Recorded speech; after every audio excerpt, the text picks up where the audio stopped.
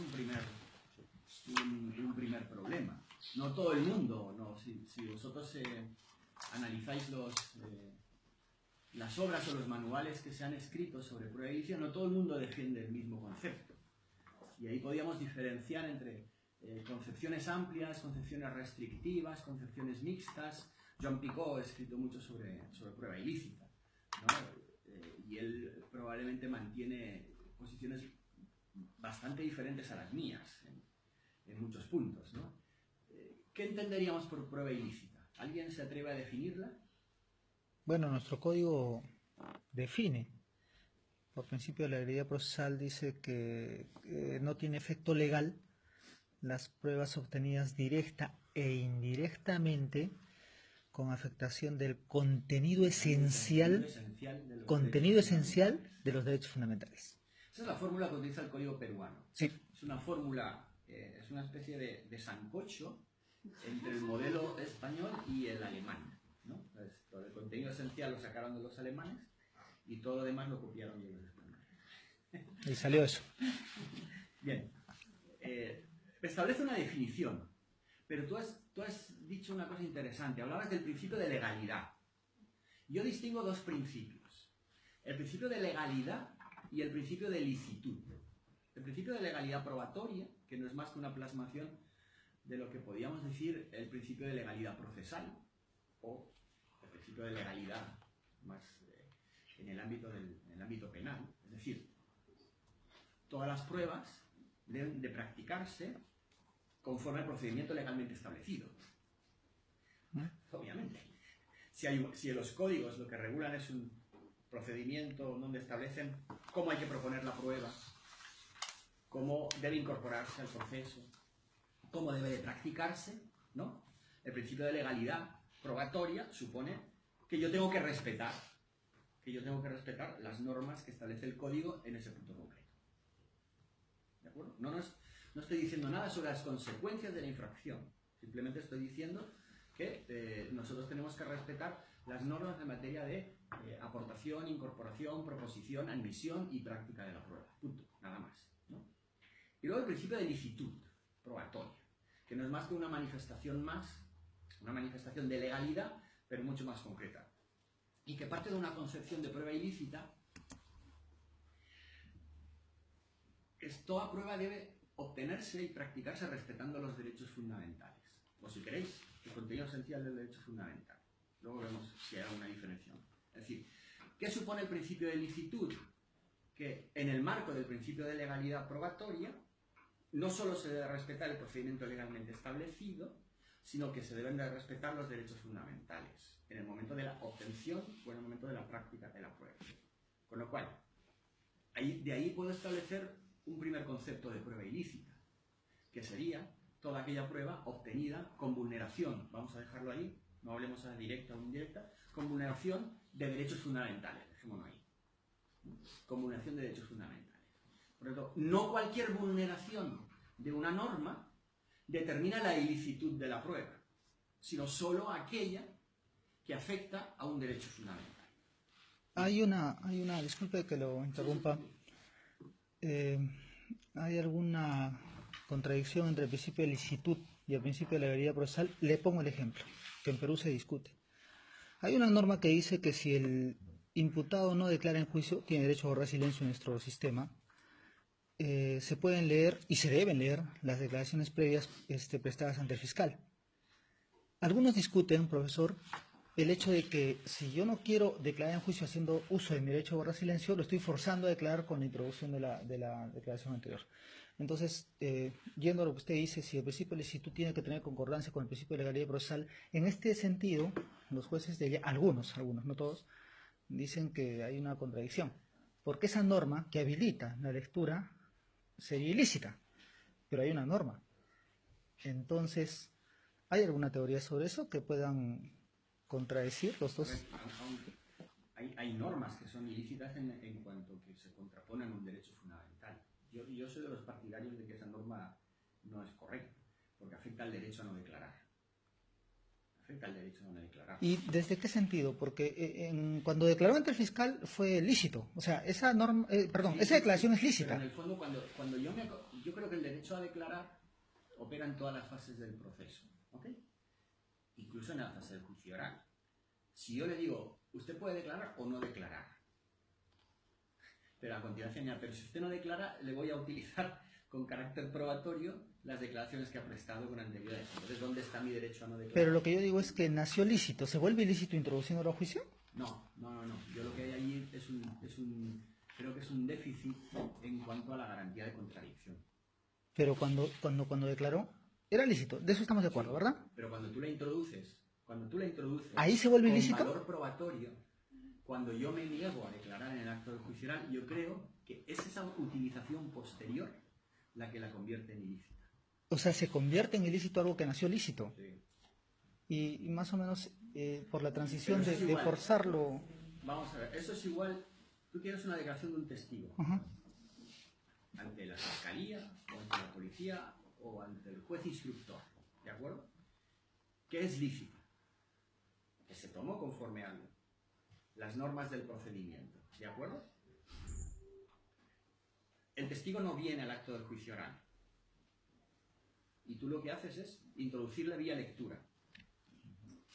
Cabe la opción de que esa introducción vía lectura sea ilícita en cuanto que afecta a la garantía de contradicción.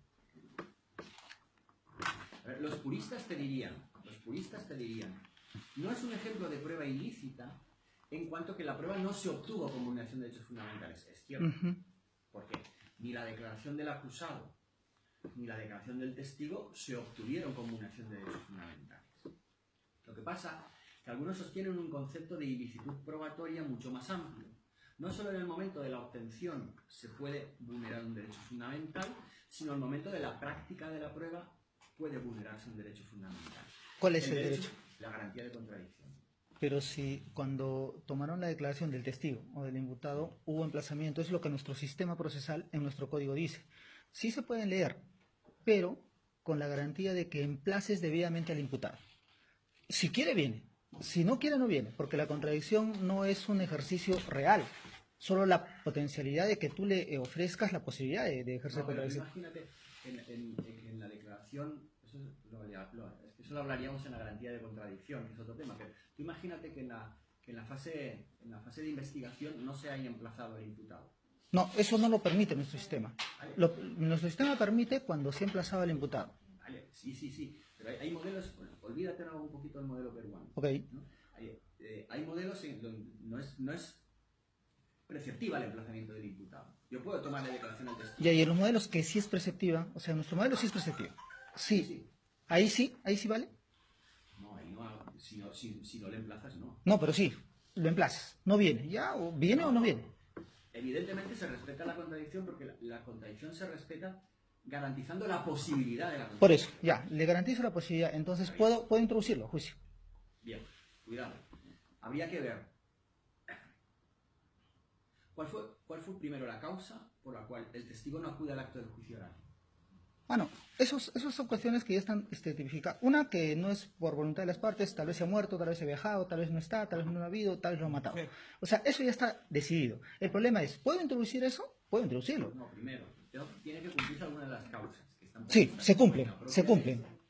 Ya, y si se cumplen, es legítimo. Segundo.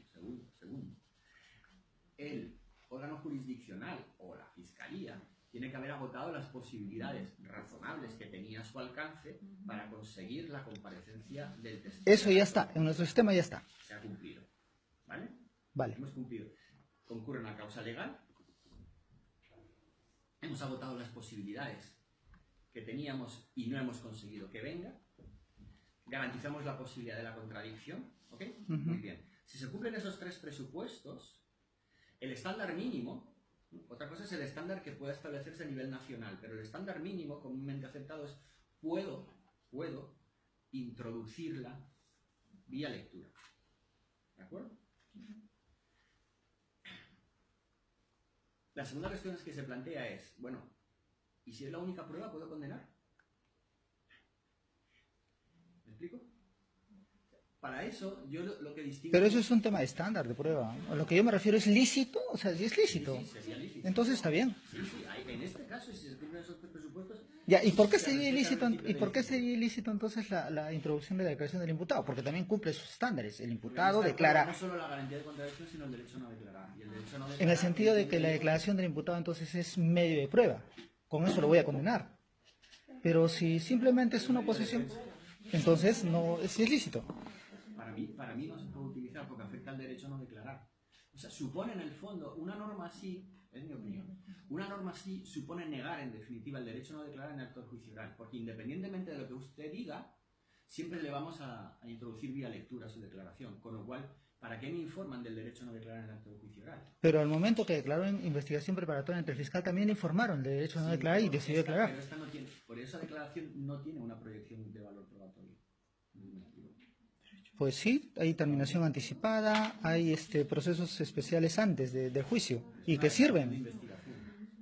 Es un medio de defensa. Yo estoy convirtiendo lo que es un medio de defensa ¿Y en el juicio se convierte en un medio de prueba? No creo. Sí, claro que sí. Cuando le voy a leer. ¿Y entonces para qué lo utilizamos? Es que nuestro código dice, doctor, que se convierte en un medio de prueba cuando hay conclusión anticipada. O sea, cuando emites los cargos, sí. El primer medio de prueba de nuestro código dice, medios de prueba, confesión. Pero solo confesión, ¿ah? Eso es conclusión anticipada, terminación anticipada, pero después siempre va a ser medio de defensa. Depende de cómo lo valore el tribunal. Pero eso es cuestión de valoración. Lo que yo quiero saber es, ¿lícito o no lícito? A ver, si lo establece el código, lo admiten. Pero yo lo que defiendo es que eso contradice el derecho a no declarar. Porque yo entiendo que el derecho Entonces, a no declarar nuestros jueces deberían esa norma inaplicarla.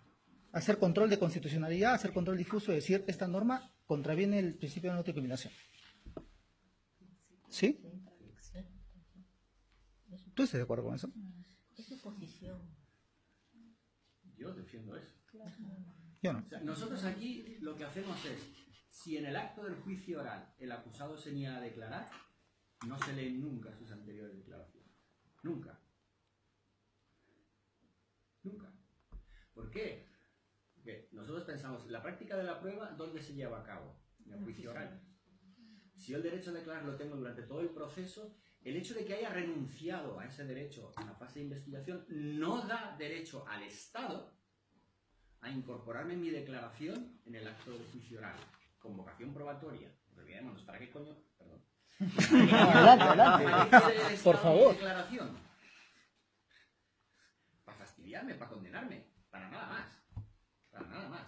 Entonces, el hecho de que me informen de mi derecho a no declarar en el acto del juicio oral es pura fantasía, ¿no? Solo una pregunta más, y ahí termina. En las reglas Miranda se establecía, tú tienes derecho a borrar silencio y todo lo que digas puede ser utilizado en tu contra en un juicio. Eso es en el derecho anglosajón. Yo he leído sus libros que diferencia mucho el europeo continental del anglosajón. Pero, sin embargo, esa garantía de derecho a no declarar implicaba siempre la no coercibilidad en la declaración del imputado. O sea, no lo voy a obligar a declarar porque no quiere. Pero siempre le dictaba sus derechos. Tenía derecho a no declarar, no tenía derecho a mentir, no tenía derecho a otras cosas.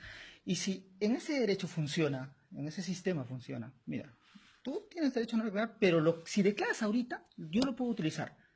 Esa regla, si estuviera positivizada en el europeo continental, es ilícita, ¿no? Cuidado. Es lo que dicen que se puede utilizar, o sea, las reglas Miranda operan en el momento de la detención. Sí, claro. En el momento de la detención. Lo que le viene a decir, usted tiene derecho a callarse. Claro. Ahora bien, si dice algo, lo que usted diga lo puede utilizar en su contra. Es decir, lo que yo diga puede ser objeto de investigación y volverse en su contra. Eso es lo que le estoy diciendo. No estoy diciéndole nada en el acto del juicio oral. Eso no habilita a la acusación a que cuando en el acto del juicio oral el acusado no declara, yo pueda leer sus declaraciones previas. No. Si en el modelo anglosajón, el modelo estadounidense, el acusado no declara en el acto del juicio oral, la acusación no puede introducir sus declaraciones previas. Porque eso no tiene ningún valor probatorio. Ninguno. No sé si me estoy explicando. Sí, A pues. partir de ahí, si yo en el acto del juicio oral decido no declarar, sí que he podido utilizar lo que me declaró en su momento en su contra y he obtenido evidencias a raíz de lo que me dijo, que son las que voy a introducir, pero no voy a introducir con valor probatorio su declaración. Otra cosa es que yo decida declarar. Si yo decido declarar, nuestros modelos son distintos del modelo estadounidense. En el modelo estadounidense yo estoy obligado a decir verdad si declaro. Por eso me juramentan o prometen decir la verdad al acusado. Al acusado, no al testigo. Habéis visto las películas, ¿no? Dicen, ¿jura usted decir la verdad? Sí. ¿Por qué? Porque ellos pueden incurrir en perjurio. Nosotros no. Nosotros, en nuestra mentalidad, al acusado nunca se le toma juramento o promesa de decir verdad. ¿Por qué? Porque implícitamente admitimos que tiene el derecho a mentir. Y que del derecho a mentir no se va a inferir ninguna consecuencia negativa para él. Para los gringos no es así. Para los gringos, si ellos mienten, pueden ser perseguidos por perjurio. O sea, el modelo es distinto. El modelo es totalmente distinto. Y además con otra diferencia. Incluso una declaración previa obtenida con vulneración de las reglas Miranda, imagínate que detienen a una persona y no le leen las reglas Miranda, o se las leen parcialmente. ¿Ok? Estoy vulnerando la quinta enmienda. Claro. ¿De acuerdo? Sería ilícita, según la concepción. Por eso lo vemos luego. Pero en principio, vamos a dejarlo, sería ilícita.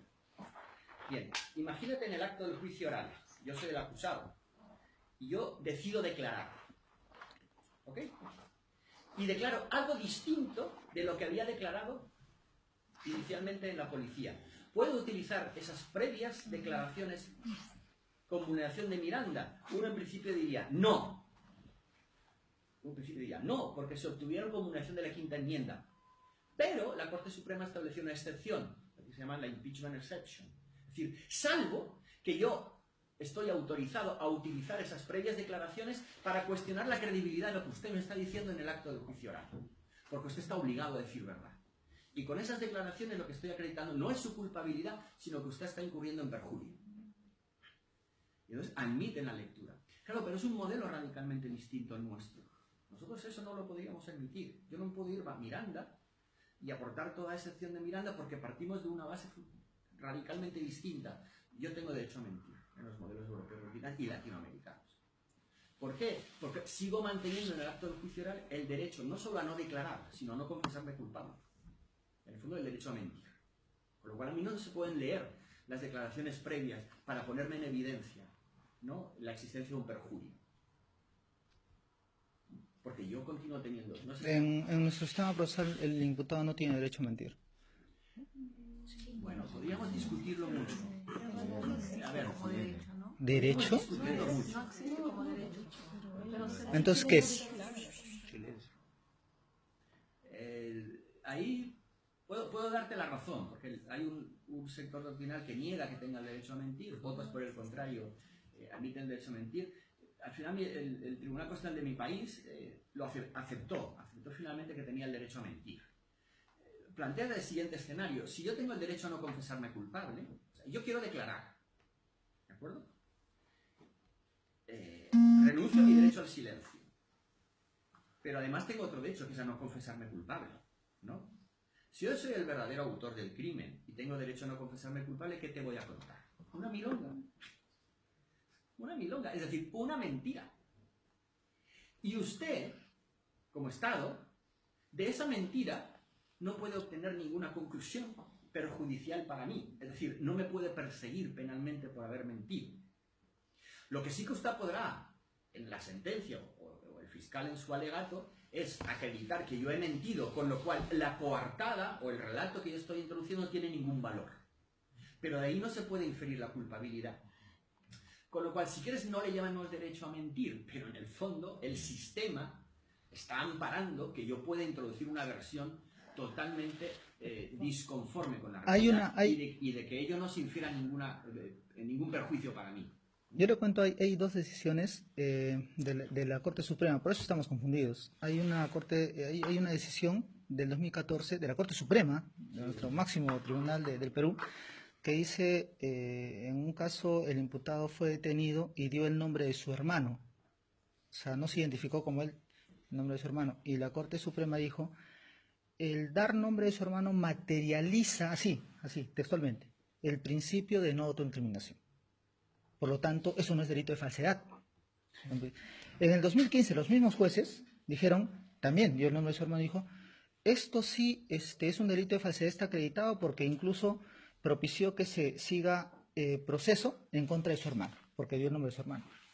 Entonces, nuestra propia Corte Suprema, por eso es importante el tema, disculpe que lo moleste con esto, pero es importante el tema porque nuestra misma Corte Suprema está confundida, o sea, no sabe cuándo y cuándo no.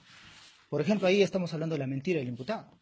Ahí se está diferenciando, en esa mayoría de doctrinas diferenciando entre lo que serían las preguntas generales que se le formulan al imputado o al acusado y lo que serían las preguntas concretas sobre el relato de hechos. Entonces entienden que el derecho a mentir, el derecho a no declarar o a no confesarse culpable no alcanza las preguntas generales. No alcanza las preguntas que hacen referencia a tu nombre, a tu apellido, a tu lugar de nacimiento, a tu edad, ¿no? Que esas tienes la obligación de contestar y la obligación de contestar la verdad. Aunque probablemente no haya luego ningún método, ninguna vía para obligarte a declarar si tú al final no declaras y no se infiera de ahí ninguna consecuencia.